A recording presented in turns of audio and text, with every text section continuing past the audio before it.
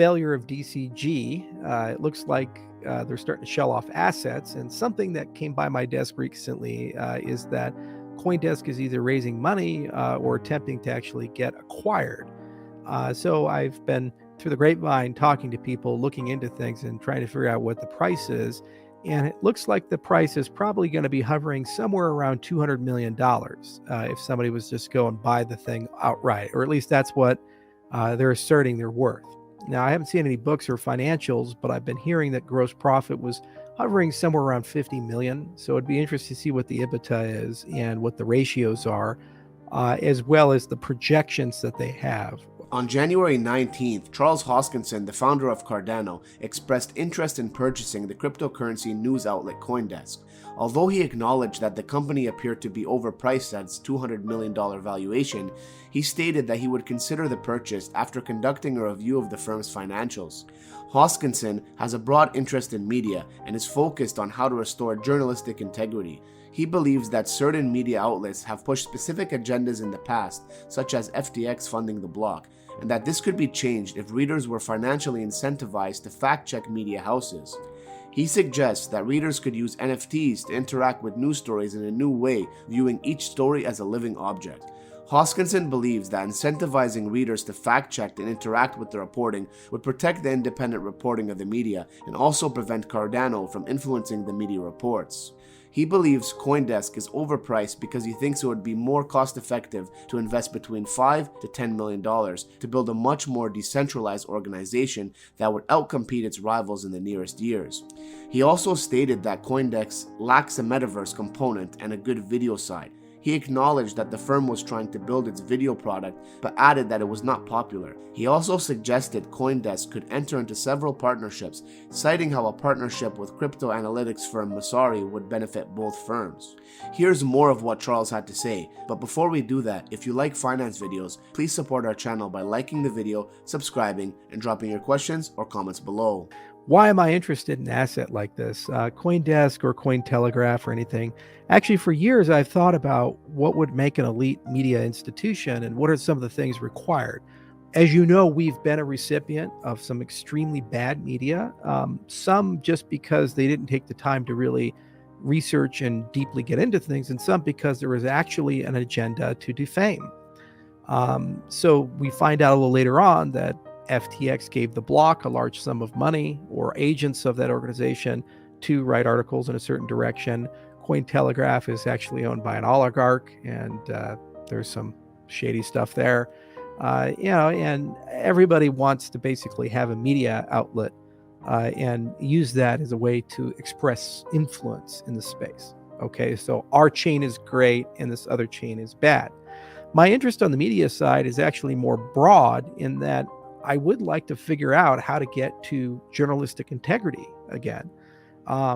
You've probably seen, if you've watched my whiteboard videos and you've seen me talk in AMAs over the years, things like veracity bonds or other concepts where when someone publishes something, the thing that they publish, they actually put money on the table. And if it turns out the thing that they've written isn't true or it's inaccurate, they actually can lose the money that they've bonded for it. Wouldn't that be amazing in journalism where there's a financial incentive for people to actually fact check the people who are the fact checkers? Little stuff like that. Every story could be an NFT and actually evolve, live, and grow. People can actually interact with the news as well. So one of the things that have always annoyed me is that a story will be published and there's no follow-up in the story. For example, it's quite comically, I live in Longmont, Colorado, and there's been events like somebody drove a car into a restaurant, and I said, wow, that's pretty crazy. And then 2 years later, there's never been a follow-up story of, well, why did they do that? What was the point behind it? Did they go to prison? I mean, what happened, in that story? There's no follow-up. So it'd be really cool if you could view each story as an object unto itself, a living object, and that people can interact with it and ask for a follow-up, put money on the table for a follow-up. And you also can try to link it to other stories that are quite similar. And so you actually have a universe of information around a particular topic, whatever that topic happens to be. I thought that it would be really cool And also, if one had a media outlet that is industry specific, to have a media outlet actually directly connect to the top 100 blockchain projects and say, look, we're going to give each and every one of you a space to actually write content on a regular basis. So every 2 weeks or a month, just publish something about your ecosystem. And of course, it's segregated so people know that it's content by those people, but it basically gives a direct line of communication. And then you can have a separate investigative journalism unit, and they can go deep on particular things, and also have some great technology for people to be whistleblowers. The closer the projects are to the media, the easier it is for mid-levels and employees in those organizations to then know who to talk to be able to whistleblow about crises and events and these types of things. So there's definitely a lot of cool stuff that can be done in terms of advertising. I've known this space for a very long time. Excuse me. Still got some good from the COVID. So for example, like Ned over at Steemit, and Hive Guys, and that whole advertising model about incentivizing content through a token, and also the BATS advertising model. I think there's a huge design space to be able to actually create an incentive layer for people to create content.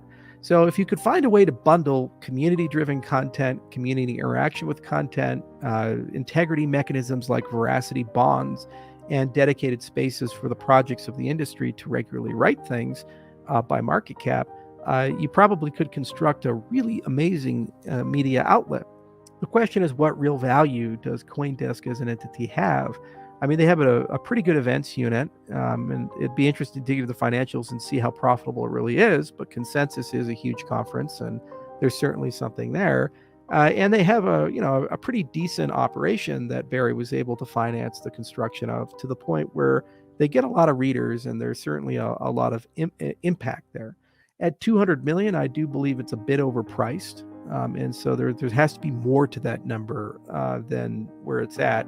I could afford it if I really wanted to. I mean, I'm still one of the richest guys in the space, but just because you have it doesn't mean you spend it, because you can do more with less.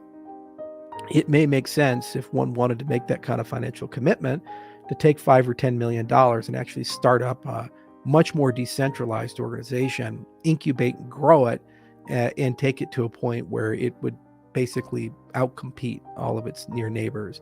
The other thing is there's no metaverse component right now in Coindesk, nor is there any really good video side. I mean, they've been trying to build out those business lines, but they're not really that popular, and that is hard. A lot of partnerships could be made. Masari, for example, could be more tightly integrated, and I've known Ryan for years, and I think that would be a fun relationship to foster and grow, and they're mutually beneficial to each other. And actually, Lace Wallet could benefit from having an information layer as well, and putting those components in to play. So it is an interesting question, an interesting buy, and every now and then something crosses your desk, and you kind of have to walk your way through it and understand it. There is a question about objectivity of, given that Cardano and me are tightly associated, say for Midnight, how then would the organization be perceived fairly if I was to acquire something like that? Would anytime there's a pro Cardano story, they say, well, that's only because, the Cardano people own it. Or if there's a negative story, is it because they're going negative because they want to remove the perception of bias? I think the ultimate resolution of this is, again, to look at stories with veracity bonds and community interactions. If every story is an NFT and it lives in an information graph and there's people constantly interacting with it, it gives people an incentive to basically ask questions, and an incentive to actually continue the discussion behind the story. So it's kind of a meta layer of journalism. And if you have something like that, then it would be a lot of fun. Also, if you have a statefulness inside the system where it can remember the prior stories, you can look at the long-term track record. One of the biggest issues we have with YouTubers in the industry, pick your favorite one, whether it be person X or person Y, not to name names, is that they'll say things, and those things they say may not be true. And it turns out perhaps the things they said were influenced by their financial relationships with either their own personal holdings or sponsorships. Okay.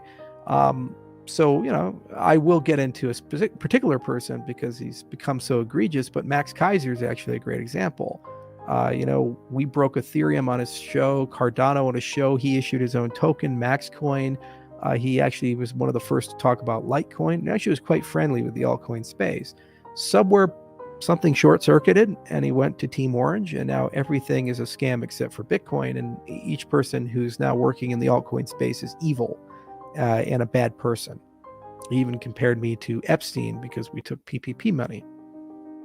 Okay. So it would be interesting, not only when you look at these things, stories and prognostications as objects, but also to connect them to their origin and the level of accuracy behind predictions, prognostications, positions, these types of things. It'd also be very interesting to actually know the biases of the people who write things. And so what level of disclosures do you have? Like there's the no land chart for politics, for example, but you actually can get much more extensive about these things, and you can kind of create a profile. And if somebody is far too biased for a particular topic, then perhaps you pair them with somebody who's on the other side and they jointly author the article, so you can eschew the bias and kind of resolve that. So, there's some things to kind of look there. And this concept of building trust in a decentralized way and building integrity and objectivity in a decentralized way is a fascinating topic.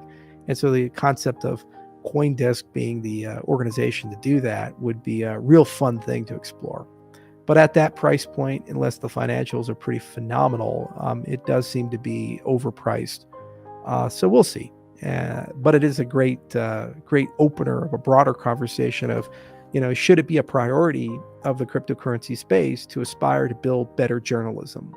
The failure of FTX and the excesses of 2021 really have revealed the need for better journalism. And they really have gotten to a point where rank and file everyday people should not trust the news that they read. It's just simply not honest. The books are not honest. The articles are not honest. Every single one of them has a agenda. And that agenda is not in your best interest. It's in the best interest of a small group of people who are attempting to manipulate the markets in a way for themselves or their unseen masters. So if we can build a better journalism layer, then actually I think our industry not only could reform itself, but then this could actually go into political journalism and other topics and fields that historically have been basically dead ends. Nobody trusts the news anymore. It's an institution that's broken, and rightfully so. It dug its own grave a long time ago. So anything to restore credibility, integrity, veracity, these types of things, whether it be veracity bonds or stories as NFTs, or being able to see the biases of the journalists who have written particular things and actually look at them as living objects, and be able to interact with things and provide incentives to upgrade stories, write follow-up stories. I do believe there's a great marketplace for that. So I'll keep digging. I'll keep looking. We'll keep asking around, and we'll see where this goes. Thank you for watching our video. For more finance content, don't forget to like the video and subscribe to the channel. And remember, when in doubt, just hodl.